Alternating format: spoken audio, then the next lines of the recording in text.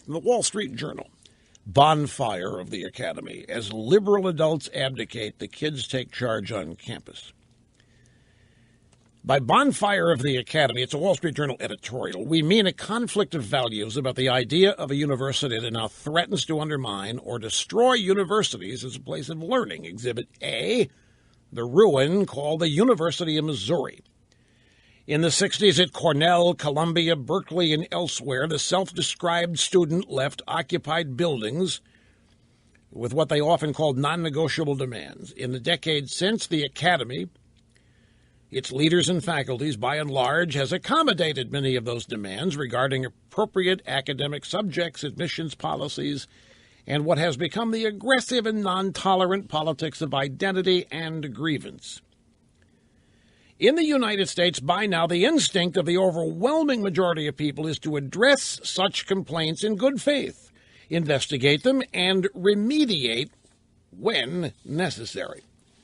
Only the tiniest minority would wish to see racial grievances bleed indefinitely, yet the kids assert that America is irredeemably racist. See, this is the first clue to me.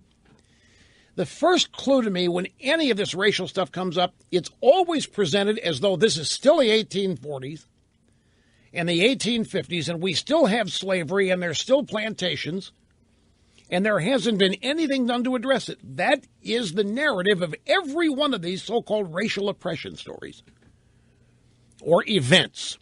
And the race hustlers and the race industry and the Black Lives Matter crowd and the Occupy Wall Street and the Reverend Sharpton and Jackson come get in gear and play to type and create this illusion there hasn't been any progress. And because there can't be any progress, because America is in its DNA racist. America as founded is no good and cannot be perfected or fixed. America must be overthrown, torn down, ripped apart, or what have you. And it's that infuriates me, and that's when I lose them, because the whole thing begins on a bunch of false premises. That there has been no effort, there have been no grievances addressed, that slavery is still around, that racism is worse than ever, that discrimination is worse than ever, that hatred is more intense than it's ever been. None of those things are true, and they're not even close to being true.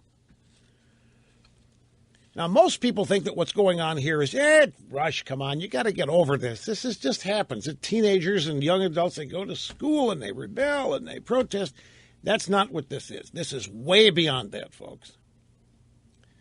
This is way beyond. I mean, even the 60s to a certain extent. This is way beyond. The objectives here are much different. They are more serious and they're greater.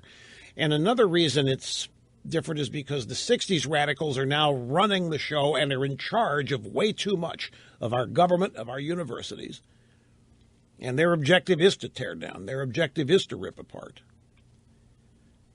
And in the process, they teach. This is the thing. I mean, professors are teaching all this hatred.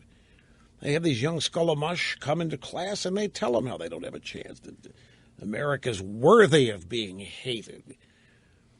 You should hate this country. This country hates you. This country isn't going to give you a shot. If you're female, if you're lesbian, if you're gay, if you're bi, if you're African American, if you're Hispanic, you don't have a chance because white privilege runs this country. And if you're not white, you're forever going to be picking up the garbage, taking out the trash for everybody else. You're nothing. You're a non-entity. And after years and years of teaching these people this stuff, finally anger is boiled over and we're where we are.